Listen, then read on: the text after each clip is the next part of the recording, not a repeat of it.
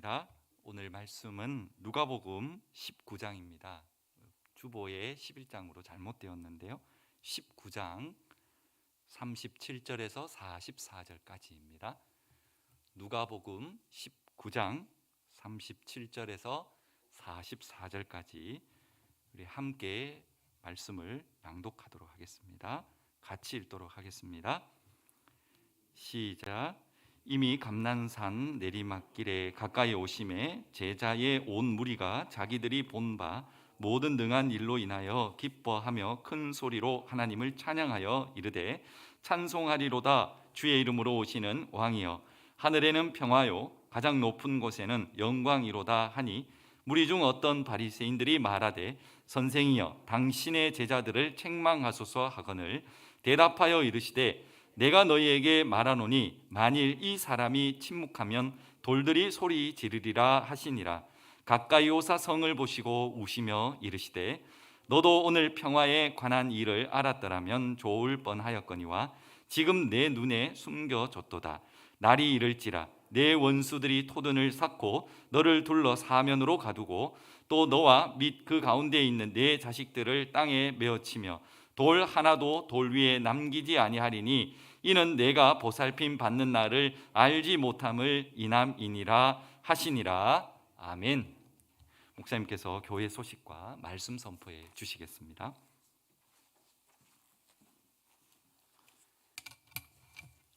할렐루야. 오늘은 종료주일로 저희들이 지키고 있고요. 또 이번 한 주간이 고난 주간입니다. 우리를 위해서 이 땅에 오신, 특별히 고난의 십자가를 기꺼이 지신 우리 주님을 더 깊이 묵상하면서 이 한 주간을 보낼 수 있기를 원합니다. 내일부터 새벽에는 고난 주간 특별 새벽 기도회가 금요일까지 진행이 될 겁니다. 유튜브로도 방송을 송출하겠습니다. 가정에서 함께 참여할 수도 있습니다. 그리고 금요 성령 집회는 9시 저녁 시간에, 또 그날은 성금요일이잖아요. 저희들이 또 많이 기도의 자리에 함께 모일 수 있기를 바랍니다. 다음 주일은 부활절로 지킵니다. 우리가 1부, 2부, 물론 또 새벽 우리 교회에서 부활절 예배를 드릴 것이고, 그리고 오후에는 우리 구미 씨가 함께하는 부활절 연합 예배가 있습니다. 저희 교회가 또 제가 좀 연합회에서 섬기는 또 위치에 있다 보니 안내하는 일을 또 저희 교회가 맡아야 됩니다. 그래서 안에 본당 내부, 시민교회 분당 내부는 시민교회에서 안내를 맡고, 저희들은 로비하고 바깥쪽에는 저희 교회에서 맡기로 했습니다. 우리 장로님들, 또 우리 피택 장로님들, 또 우리 새가족반 이렇게 한 15명 정도가 우리 교회에 지금 준비되어 있는 유니폼이 있죠. 노란색하고 또 다른 색깔 좀 준비하셔서 그렇게 하도록 하겠습니다. 다음 주일 예배가 3시인데 저희들은 1시간 전쯤부터는 준비할 수 있도록 그렇게 해주시고, 필요하면 우리 장로님들 의논했는데요, 세탁도 좀 할 수 있으면 하셔서 그렇게 해서 미리 좀 하실 분들 하셔서 그분들 옷을 잘 준비하시고 다음 주일 오시면 그렇게 좀 잘 준비된 대로 해서 갈 수 있기를 바랍니다. 오전에 말씀을 드렸습니다만 이번 부활절이 또 장날하고 겹쳐집니다. 저희들이 부활의 기쁨을 좀 우리 주변에 많이 좀 증가하기 위해서 우리 장에 나가서 부활절 우리 달걀 삶은 거지만 그걸 또 우리 부활의 사실은 하나의 또 상징적인 거니까 그것을 좀 나누는 것을 하겠습니다. 주중에 준비를 하고 그것을 좀 나누기도 하고요. 그다음 또 한 가지는 저희들이 좀 어려운 분들을 이 부활절에 부활의 기쁨을 함께 나누기 위해서 좀 이렇게 음식을 담은 키트 상자를 한 50개가 될지 한번 준비된 대로 한번 해보겠습니다. 그것을 만들고자 합니다. 다음 주일날 오시면 1부 예배에 참여하신 분들, 또 2부 예배에 참여하신 분들 아마 봉투에 현금이 이렇게 주어져서 우리 이 선산장에 가셔서 뭐 선산제육에서 왔습니다 얘기 안 하셔도 구입할 수 있는 물품들은 저희들이 미리 좀 알려드리겠습니다. 그래서 물품들을 구입하셔서 우리 교회 마당으로 오셔서 그 키트에다가 통에다가 담아서 바로 오후에 우리 가정들에게 이렇게 배달하도록, 어려운 가정들에게 전달하도록 그렇게 하겠습니다. 그래서 두 가지 목적이죠. 하나는 우리 상인들을 좀 섬기는 의미, 저희들이 팔아주고 하는 것이 필요하겠고, 또 하나는 그거 가지고 저희들이 또 구제하고 어려운 분들을 돕는 일, 이것을 하고자 합니다. 그래서 부활절에 사실 그냥 조용히 묻힐 수 있는 이런 상황이고, 지금 뭐 다른 어떤 뭐 탄생에 관해서 뭐 이렇게 지금 막 하고 있는데, 사실은 부활절이라는 것이 우리 기독교의 가장 큰 건데, 성탄절 같이 그들이 흉내를 내지만은, 그러나 그들이 흉내낼 수 없는 것은 부활절이잖아요. 태어났다가 다 죽었지만은 오직 예수님만이 다시 살아나셨잖아요. 그래서 이 부활절이란 이 절기가 우리 교회들이 가만히 있는 것이 좀 늘 안타까운데, 저희들이라도 이번에 이 부활절에는 좀 그렇게 해서 이 지역에 특히 상인들에게 좀 전하기도 하고 또 그래 하겠습니다. 아마 주중에 좀 이렇게 또 우리 권사님들이 연락을 드리겠습니다. 그래서 우리 계란을 좀 한 500세트든 1000세트든 준비를 하고 주일날에 또 나누기도 하고, 또 그렇게 해서 또 키트도 함께 만들어서 또 이렇게 전할 수 있도록 그렇게 준비하겠습니다. 우리 성도들이 이번에는 같이 좀 참여해 주시기를 바랍니다. 이전에는 저희들이 미리 물품 준비해서 이렇게 했습니다만은 그것보다는 우리가 직접 예배를 마치고 이 지역에 우리 바로 앞에 또 장이니까 가서 그분들에게 좀 그런 필요한 부분들을 좀 나누도록 그렇게 사서 구입해서 하도록 하겠습니다. 여러분께서 기억해 주시기를 바라고, 그 외 주중에 뭐 성시아 기도도 있고, 우리 토요일날에는 우리 주일학교 앞에 간담회도 저희 교회에서 있습니다. 기억해 주시고 또 기도해 주시기를 바랍니다. 오늘 우리가 계속해서 종료주일에 관한 말씀으로 좀 이어가고자 합니다. 오전 시간을 통해서도 여러분께서 함께 말씀을 들으셨는데, 이 종료주일은 바로 우리 예수님께서 이 땅에 십자가를 지고자 오셨고, 이제 그것을 시작하는 사실은 한 주간의 출발이 되는 날이지요. 우리 예수님의 행적 하나하나는 철저하게 하나님의 뜻에 맞추어져 있고, 거기에 따라서 하나하나 작은 하나까지, 나귀 하나를 타시는 것까지도 말씀에 대한 성취를 유린하시는 것들에 되어 있다는 말씀을 드렸죠. 오늘 우리가 예수님을 기념하는 이 주일, 종료주일이고 또 고난주간을 우리가 시작을 할 텐데, 특별히 십자가에 죽으시고자 이 땅에 오신 바로 그 주님을 우리가 특별히 더 기념하고 많이 생각할 수 있는 그런 기간이 되어야 할 것입니다. 나귀를 타시고 예루살렘으로 입성하시는 그 주님, 많은 사람들이 옷을 펼치고 또 대추야자 나무라 하는 그 종려나무 가지를 꺾어서 그렇게 흔들면서 그렇게 왕을 맞듯이 그들이 외치고 있는 이런 광경들을 우리가 한번 연상해 보면서 우리 주님을 향해서 그들이 외치고 있는 그 메시지, 그것은 바로 호산나라고 하는 바로 그 단어입니다. 호산나, 호산나. 이제 우리를 구원해 주십시오라고 하는 그들의 외침입니다. 그들은 중간기라는 역사 시간 동안부터 계속적으로 메시아 대망 사상 속에 있었습니다. 우리가 잘 아는 것처럼 팔레스타인 그 땅, 이스라엘 있는 그 땅이 강대국의 세력들에 의해서 참으로 고통을 오랜 세월 동안 받았습니다.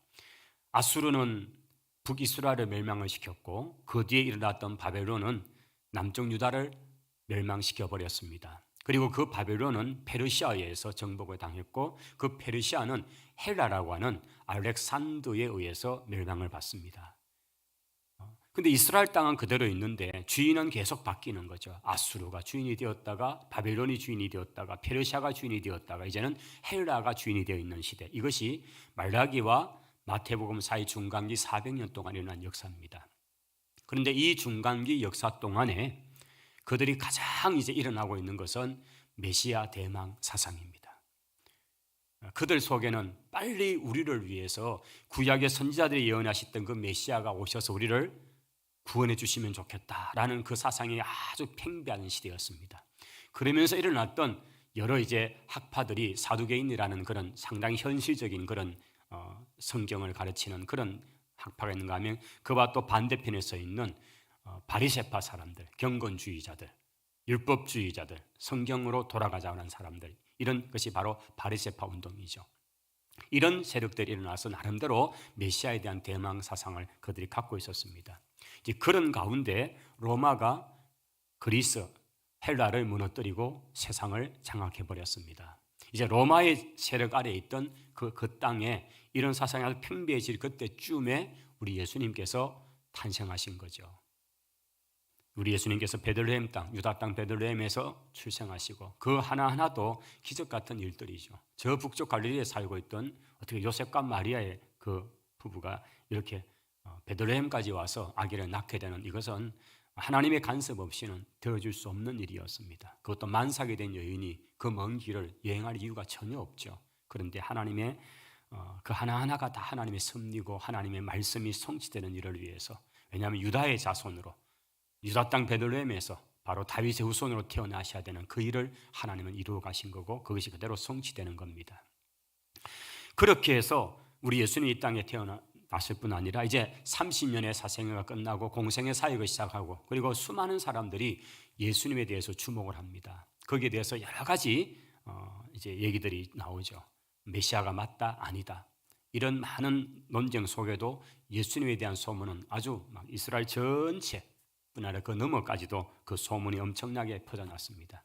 3년의 기간 동안에 특별히 절기가 있기 때문에 디아스포라 유대인들에게 의해서 이 소문들은 계속적으로 났고 그러니까 예수님을 보고자 많은 사람들이 찾아옵니다.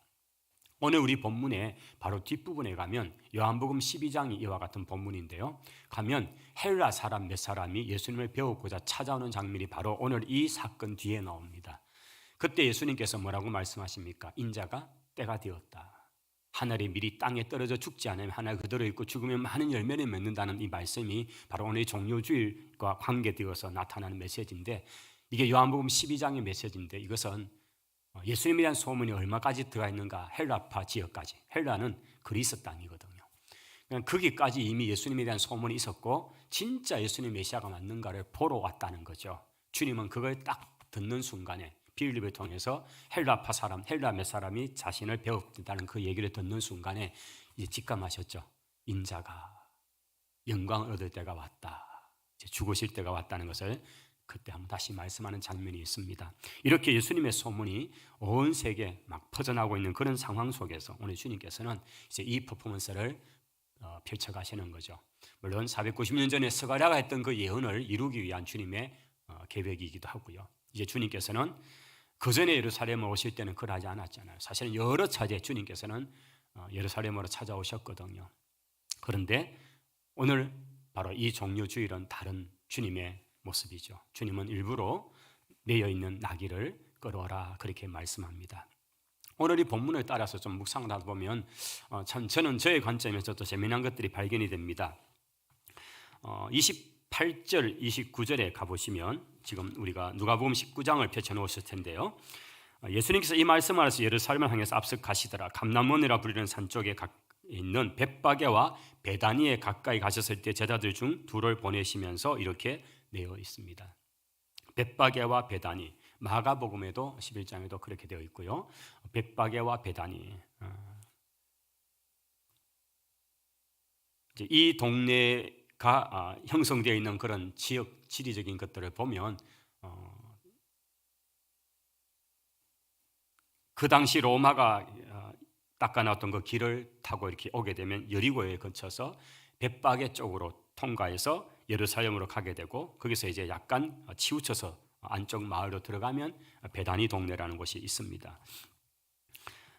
실제적으로 베다니가 더 가까이 있지만은 그러나 주 진입로 상황에서는 벳바게가 더 가까이 있는 모습으로 그렇게 보여지기도 하고요. 어쨌든 그 길로 해서 우리 주님이 이제 오시는데 이 벳바게 마을에서 주님은 나귀를 이렇게 끌어오라고 말씀하는데 거기 가만히 보시면 오늘 30절에 아직 아무도 타보지 않은 나귀 새끼가 매여 있는 것을 보리니 그것을 풀어서 끌고 오라 그렇게 말씀합니다. 매여 있는 나귀라고 되어 있는 거죠. 바로 그리고 그 매여 있는 나귀를 주님께서는 끌어오실 때에 주가 서시겠다 하라는 그 말씀을 하셨습니다. 이 나귀가 주님 앞에 서임 받았다는 이 사실이 참 귀한 그런 또 하나의 메시지를 던져주고 있습니다. 매여 있는 나귀. 근데 이 본문의 말씀을 읽다 보면 나귀에 관한 또 한 그 인사이트가 있죠. 그것은 그 들나귀라는 그런 표현이 나타납니다. 매여 있지 않는 나귀, 들나귀. 그리고 매여 있는 나귀, 사실은 집의 나귀고 이것은 훈련을 받고 그 적당한 목적에 서임받는 나귀입니다. 아무 나귀가 이렇게 말을 듣지는 않는다 그럽니다. 왜 고삐를 메고 왜 그렇게 메어야 하는가? 메어 있지 않으면 절대로 따르지 않기 때문에, 그래서 어릴 때부터 그 훈련을 시켜야 사용할 수가 있습니다. 그런 의미에서 우리가 성경 속에서 하나님의 주도권 아래 있지 않는, 그 하나님의 순종치 않는 사람을 대해서 덜 낙이라는 표현을 쓰고 있는 것을 보게 되죠. 우리가 주의 일을 할 때에 낙이지만은 그러나 덜 낙이가 되면 안 됩니다. 언제나 그리스도께 매여 있는 사람이 되어야 합니다. 이것이 오늘 우리로 말하자면 훈련이고 준비가 된 거죠. 그냥 서시는 법이 없죠. 우리가 철저하게 훈련돼야 합니다. 저는 훈련을 할 때 역시 가장 큰 훈련은 자아를 꺾는 것이다. 좀 더 직접적으로 말하면 고집 꺾는 거다, 이런 생각이 들어집니다. 진짜 하나님이 사람을 서는 게 어려운 것은 사람의 고집이라는 거죠. 우리 자아가 얼마나 이게 강한지 바뀌질 않습니다.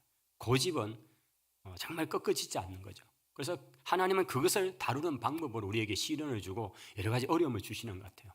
결국은 돌아보면 내 훈련인 것 같아요. 내가 주변에 막 여러 사람들을 만나고 막 그 사람이 내게 상처를 준다 할 때에 따지고 보면 내가 갈아져야 될 부분, 내가 깨어져야 될 부분이 많기 때문에 그렇다는 생각이 들지 않습니까? 저는 그런 생각이 많이 들어집니다. 그래서 하나님이 나를 연단시키기 위해서 그렇게 하시는구나, 이런 생각이 들어질 때마다 참 그 순간들에 대해서 누구를 원망하는 것보다는 더 주님 앞에 낮아지고 또 주님 앞에 엎드릴 수 있는 거죠. 성도 여러분, 매어있는 나귀가 되시기를 바랍니다. 하나님은 매어있는 나귀를 서시지 들나귀같이 자기 마음대로 칠레펠레하는 그런 나귀를 하나님 기뻐하지 않습니다. 우리가 늘 하나님의 말씀 앞에 늘 그렇게 매어있는 삶을 사시고, 또 이 나귀가 귀한 것은 주가 서시겠다, 즉 주님이 서시는 나귀였기 때문에 귀하잖아요. 오늘 우리가 어떤 자리에 있든지 어떤 모습이든지 정말 우리의 어떤 것보다 귀한 것은 주님이 나를 사용하심, 이것이 가장 큰 기쁨이 되어야 한다는 사실이죠. 오늘 이 종려주일에 일어난 사건에 대한 부분이 마태복음 21장, 마가복음 11장, 누가복음 19장, 그리고 요한복음 12장, 이렇게 사복음서 전체를 통해서 오늘 이 종려주일에 관한 메시지는 다 골고루 사복음서에 다 배치가 되어 있습니다. 그런데 저자들마다 조금씩 관점이 다르고 담아놓은 내용들이 조금씩 다릅니다. 아주 간단하게 주님의 입성 소식을 전한 것도 있고, 누가 같은 경우에는 좀 더 많은 내용들을 그가 찾아보고 알아봐서 기록을 많이 남겨놓았습니다. 그래서 종려주일 이날에 일어났던 사건들에 관한 것은 누가에 의해서 좀 더 많이 풍성하게 소식이 증거되는 것을 보게 됩니다. 우리가 누가를 복음을 지금 펼쳐놓았기 때문에 보시면 우리가 지금 28절부터 44절까지 쭉 전개되고 있는 것이 지금 같은 하루에 일어난 일입니다. 이제 이 나귀를 끌어서 주님이 타시고 그것을 이제 내리막길을 향해서 이제 내려가고 있다. 여기도 산 내리막길에라는 표현이 나타나거든요. 37절에 이제 우리 오전에 보셨던 그 사진처럼 이제 내리막으로 쭉 해서 그 내리막 제일 아래가 바로 이제 그 겟세마네 동산이 있는 그 지역입니다. 그렇게 해서 이제 기드론 시내 쪽으로 해서 다시 이제 예루살렘 성 쪽으로 올라가게 되는데, 여기에 38절에 가보시면 찬송하리로다 주의 이름으로 오시는 왕이 하늘에는 평화요 가장 높은 곳에는 영광이로다 하니라고 그들이 외치는 메시지가 있습니다. 그 노래가 있습니다. 호산나 호산나. 그런데 이 누가복음 19장 38절을 두고 펼쳐놓으신 되고 그대로 어디로 가냐면 누가복음 2장 14절로 한번 앞으로 가보겠습니다. 누가복음 2장 14절로 가보겠습니다. 누가는 예수님의 탄생 기사를 언급을 하면서 우리가 너무나 잘 아는 성탄절에 암송하는 구절 2장 14절, 우리가 그것을 지금 누가가 기록했는데 한번 2장 14절 같이 읽어볼까요?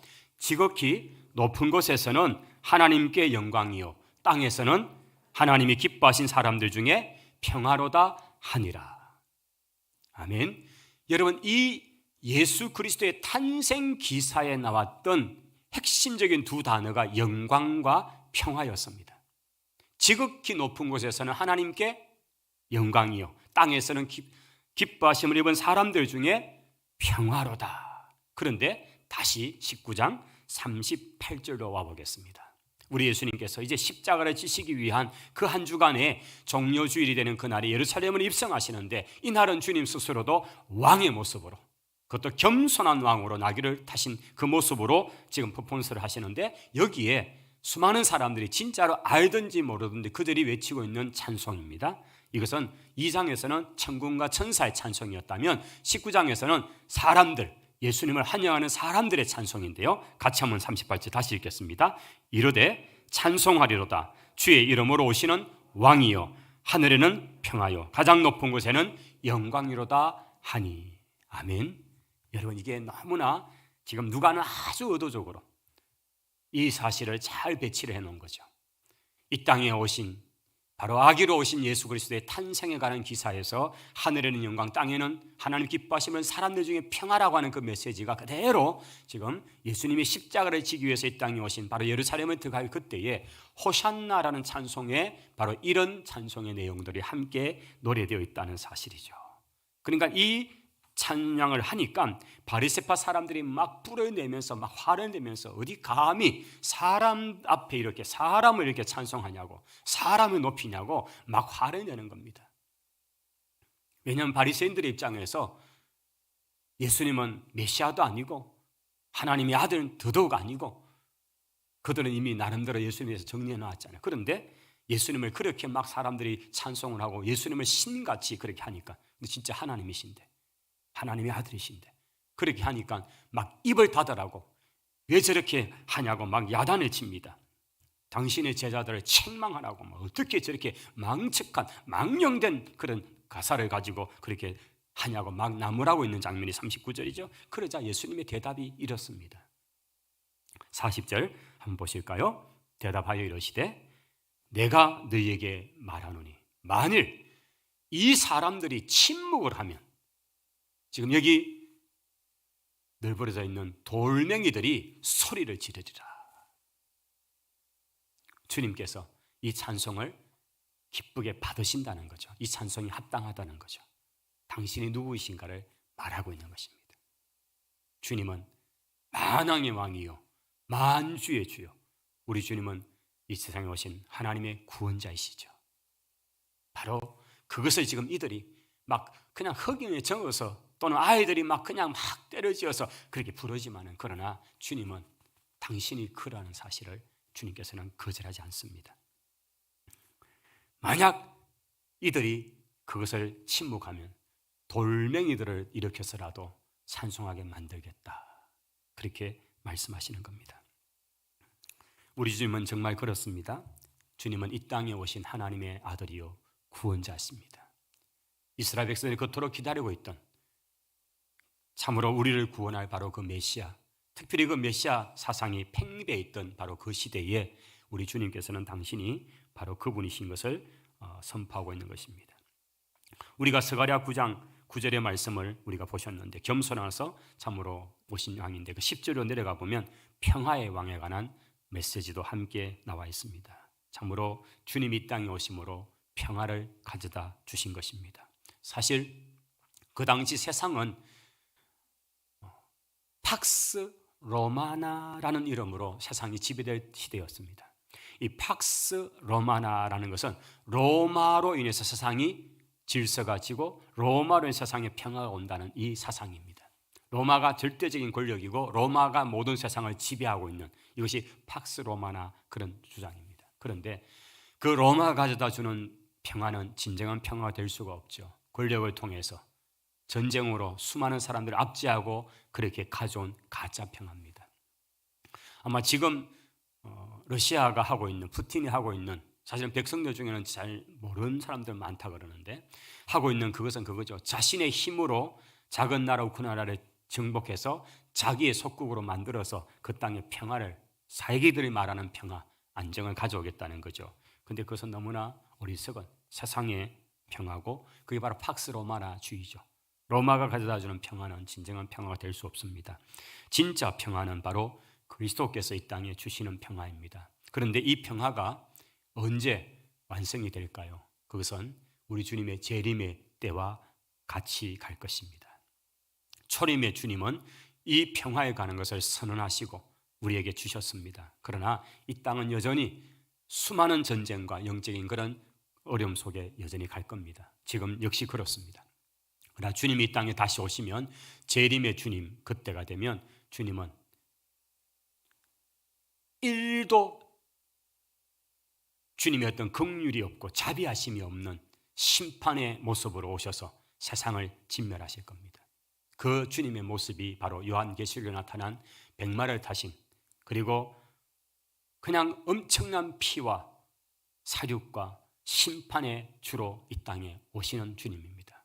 그 요한계시록에 나타난 주님의 모습은 마지막 심판의 때는 마치 이스라엘이 가나안 땅에 들어갔을 때 한 생명도 살려주지 말고 다 진멸해 버리는 것 같이 주님은 그날 세상 끝까지 주님을 인정하지 않았던 그 세상에 대해서 심판하실 때에 조금도 긍휼이 없을 겁니다. 여러분, 노아의 심판 때에, 노아의 홍수 심판 때에 그 마지막 순간에 문이 딱 닫히고 난 그날 이후 8명 외에는 누구도 어떤 생명도 노아의 무슨 방주에 올라갔든지 창문을 붙잡고 있든지 상관없이 한 명에게도 문은 열리지 않고 다 진멸해버리는 심판, 이것이 하나님의 심판의 마지막 때의 모습입니다. 그것이 이제 우리에게 재림의 주님으로 분명히 나타나실 것입니다. 오늘 종료주일의 주님의 메시지는 누가에게는 41절부터 이렇게 이어지는 것을 우리가 보게 됩니다. 이것도 역시 같은 날에 선포된 말씀인데요. 자, 41절이 알아보십시다. 우리 주님께서 그렇게 해서 예루살렘 성으로 이제 들어오셨습니다. 그리고 들어오시고 뭐 하셨는가가 누가에게는 이렇게 기록이 되어 있죠. 주님께서 가까이 오셔서 예루살렘 성을 보시면서 눈물을 흘리시기를 시작하십니다. 그러면서 이렇게 말씀합니다. 너도 오늘 평화에 관한 일을 알았더라면 좋을 뻔했거니와 지금 내 눈에 숨겨졌도다. 여러분, 여기에 우리 주님께서 말씀하시는 평화라는 이 단어가 바로 샬롬이라는 단어입니다. 샬롬. 그런데 이 도성의 이름이 뭡니까? 예루샬렘입니다. 샬롬, 샬렘은 같은 언어입니다. 예루샬렘. 평화의 예루, 도시라는 뜻이죠. 그런데 정작 평화의 도시라고 하는 그 도시에는 진정한 평화가 없고 평화를 가져다 주시는 그 왕을 그들은 알아채지도 못하고 거절해버리고 십자가에 못 박아 죽이기까지 해버립니다. 그래서 주님께서 지금 너희가 평화에 관한 일을 알았더라면 얼마나 좋았겠는가라고 말씀하고 있는 것입니다. 날이 이럴지라 네 원수들이 토둔을 쌓고 너를 둘러 사면으로 가두고 포위를 하고 너와 그 가운데 있는 네 자식들을 땅에 메어치고 돌 하나도 돌 위에 남기지 아니하리니 이는 네가 보살핌을 받는 날을 알지 못함이라. 우리 주님의 눈에는 이 화려한 예루살렘이 불과 40년도 지나지 않아서 완전히 멸망을 받게 될 것을 주님께서는 보시는 것입니다.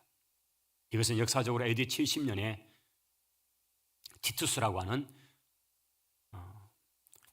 그 장군에 의해서 그도 나중에 이제 돌아가면 그가 왕이 됩니다만은, 황제가 됩니다만은, 그 티투스에 의해서 예루살렘이 완전히 무너지게 될 때에 바로 그 장면인 거죠. 이것은 이미 역사적으로 이루어졌습니다. 그런데 주님께서는 바로 그 사실을 아시고 그것을 보시면서 이 예루살렘 화려했던 그 성이 어떻게 무너지는가에 대해서 지금 예언하고 있는 말씀입니다. 불과 40년, 바로 누가가 아마 이 장면을 보았을 것입니다. 네 원수들이 토둔을 쌓고 너를 둘러 사면으로 가둔다. 이 토둔이라는 것은 포위를 한 상태에 적들이 하는 방법입니다. 그래서 이 성 안에 있는 사람들이 빠져나오지 못하더라. 정말 말대로 개미 한 마리 못 빠져나올 정도로 그 주변 전체를 둘러서 포위를 해버립니다. 그리고 거기에 성 높이만큼 인공적으로 흙담을 높이 쌓아놓습니다. 그래서 높이가 같아지고 더 높아지면 성 안을 공격하기가 너무나 쉬워지니까요. 그렇게 해서 그 성 안에 있는 사람들을 굶어 죽게 만듭니다. 지금도 우크라이나의 어느 한 도시는, 여러분 많이 나오는 그 도시는 지금 러시아에 의해서, 군인들에 의해서 그 도시 안에 있는 사람들이 아무도 못 나오도록 그렇게 해서 지금 한 4, 50일 지나면서 그냥 거의 모든 물자가 끊어지고 굶어 죽게 만드는 이런 일이 있다고 하죠. 지금도 그런 전술을 쓰고 있는 거예요. 아주 이거는 가장 최악의 그런데 고대에서는 이런 일이 전쟁의 기본적인 전술이었는데 지금도 이렇다는 게 사실이 굉장히 이것은 사실은 명분이 없기도 하고 이후에 이제 엄청난 국제 재판 앞에 서게 될 겁니다만은 이렇게 토둔을 쌓아서 그 성을 포위하고 그 성의 사람을 굶겨 죽이는 일을 할 겁니다. 그리고 진짜 그렇게 되었습니다. 우리가 성경의 기록에 보면 사마리아가 그렇게 되었을 때에 양식이 없으니까 결국은 부모들이 자식을 삶아 먹는 일을 하잖아요. 예루살렘 안에도 똑같이 그렇게 되고요. 그런 모습이 이뤄집니다. 그 다음에 네 자식들을 땅에 메어치고 돌 하나 도리에 남기지 않고 그렇게 되는 이런 상황입니다. 이것이 특별히 구약의 마지막 유다의 마지막 왕 시드기야 왕 때 이런 일이 일어났잖아요. 그 자식들이 시드기야가 자기가 눈이 보는 앞에서 자식들이 다 죽임을 당하는 것을 보게 하고 그리고 눈을 빼서 끌고 가다가 마지막 죽여버렸던 왕이 시드기야, 유다의 마지막 왕이었죠. 로마가 들어와서도 여전히 이런 형태로 그렇게 해서 이스라엘을 정말 고통 가운데 몰아가는 그런 모습들도 우리가 역사를 통해서 보게 됩니다. 우리 주님은 이런 상황들을 아시기 때문에 그 성을 바라볼 때에 제자들은 그냥 들떠서 주님 얼마나 성이 멋있습니까? 얼마나 화려합니까? 라고 자랑하지만 주님의 눈에는 그게 전혀 들어오지 않죠. 이 성이 얼마나 비참하게 멸망을 받을 것인가를 보시기 때문입니다. 이것이 바로 영안이죠. 영적인 눈이죠.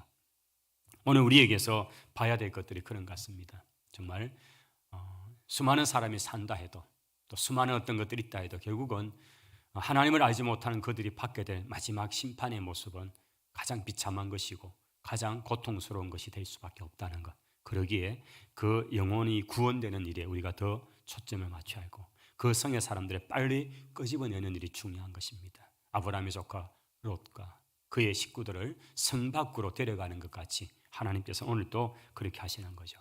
주님이 성을 보시고 우시는 것.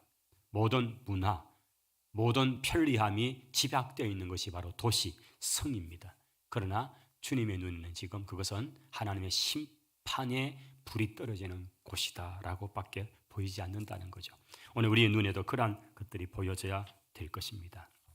오늘 종려주일에 우리 주님께서 참으로 우리에게 위해서 십자가를 지시고자 이제 예루살렘으로 오시는 그 한 주간을 이제 다 살아가시는데 바로 오늘 이 종려주일은 예루살렘 입성하시고 그 성의 멸망에 가는 것을 예언하시는 것으로서 그리고 월요일은 성전을 깨끗게 하시는 일 우리 주님의 첫 번째 유월절도 그랬습니다만 이제 네 번째 유월절 주님의 공생의 마지막 유월절에도 성전을 한번 뒤집는 그 일을 하실 것입니다. 그리고 무화과 나무를 저주하시고 성전에서 가르치시고 바리새인들을 책망하시는 장면이 월요일입니다. 화요일에는 환란에 대한 예언, 종말의 징조에 관한 예언, 소위 감람산 강화가 시작이 됩니다. 그리고 수요일에는 특별한 기록이 없는 것으로 나타나고요. 목요일에는 예수님께서 사랑하는 제자들과 함께 식탁을 대하면서 제자들의 발을 씻기시고 유월절 성만찬을 거기서 제정하시는 것이 있고 주님이 체포되어서 가신데 그 직전에 다락방 강론이 있고요. 그 다음 포도나무 비유에 관한 말씀이 선포가 됩니다. 그리고 겟세마네 동산에서 기도하시다가 주님이 체포되는 이것이 바로 목요일 저녁이 됩니다. 그리고 이제 금요일이 되면 주님께서는 새벽부터 시작해서 신문으로 끌려다니십니다. 가야바 안나스가 대제사장 장인이고 가야바가 사위겠죠. 그렇게 해서 신문을 받으면서 참 이곳저곳으로 끌려다니시고 그렇게 해서 아침까지 그렇게 주님께서 하시다가 빌라도 앞에서 사형 선고를 받는 것이 아마 오전 한 8시 정도 시간 그리고 9시쯤까지 끌려서 그렇게 십자가 형벌을 받는 골고다까지 끌려가시고 9시부터 오후 3시까지 주님은 십자가에 못 박혀서 운명을 하시는 바로 그런 기록들이 금요일의 기록으로 나타납니다. 흑암이 천지 그리고 지진이 나고 그리고 휘장이 위로부터 아래로 성소와 지성소를 가로모았던 그 휘장이 찢어지는 일도 역시 바로 금요일에 일어났던 사건이고 그게 백부장의 고백 같은 그런 것들이 있죠. 과연 하나님의 아들이다라고 하는 그런 고백들도 기록된 것이 금요일입니다. 이렇게 해서 이번 한 주간 주님의 사역, 주님의 어떤 그 십자가를 위한 일들이 쭉 일어날 텐데요. 저희들이 이 한 주간에 여러분 각자의 처소에서나 또는 새벽에 함께 모여서 하면서 그 주님을 좀 더 깊이 우리가 바라보고 또 주의 십자가를 바라볼 수 있는 그런 기회들이 될 수 있기를 바랍니다. 2022년 이 종려주일에 우리가 더 왕으로 오신 그리스도를 모시고 그분과 함께 나아갈 수 있기를 바랍니다. 기도하겠습니다. 하나님 감사합니다. 오늘 이 종려주일에 우리를 위해서 이 땅에 오신 주님 특별히 십자가를 지시고자 예루살렘으로 입성하시는 그 주님의 모습을 저희들이 다시금 그리면서 떠올려보면서 그 주님을 마음에 모시고 나의 왕, 나의 하나님이심을 고백하는 저희들이 되기를 원합니다. 이 한 주간 특별히 더 주님을 깊이 묵상하는 저희들이 되게 하옵소서. 예수님 이름으로 기도하옵나이다. 아멘.